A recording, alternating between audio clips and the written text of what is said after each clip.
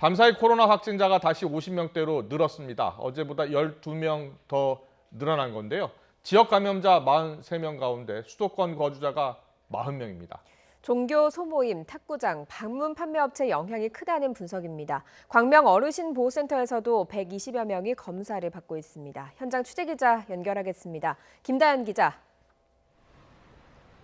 네, 경기도 광명의 사회복지관 앞에 나와 있습니다. 네, 수도권에서 산발적인 집단 감염이 계속 이어지고 있습니다. 그곳 상황 정리해 주시죠. 네, 이곳 2층 어르신복지센터에서 어제 6명이 추가 확진됐습니다. 이 복지관은 지금 임시 폐쇄된 상태인데요.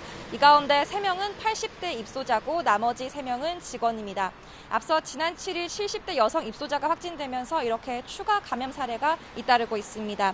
어르신보호센터의 입소자와 종사자 등 42명은 검사 결과 음성이 나온 상황입니다. 이곳엔 어르신보호센터 외에 아동센터도 입주해 있습니다.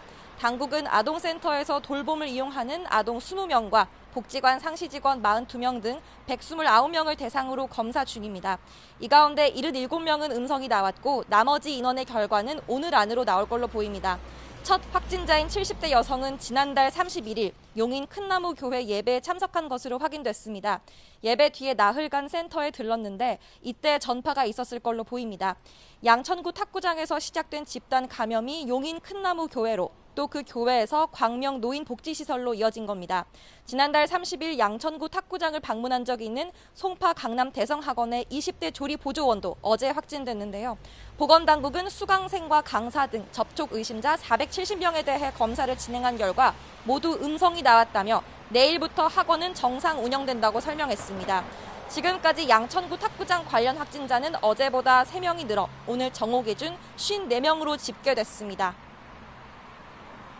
네, 방문 판매업체와 관련한 산발적인 감염도 발생하고 있는데 자세한 상황 전해주시죠.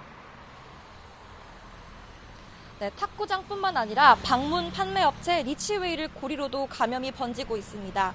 앞서 구로구의 중국 동포 쉼터에서 확진자 9명이 나오면서 방역당국은 어제까지 이틀 동안 쉼터 앞에 선별진료소를 차리고 진단 검사를 벌였는데요.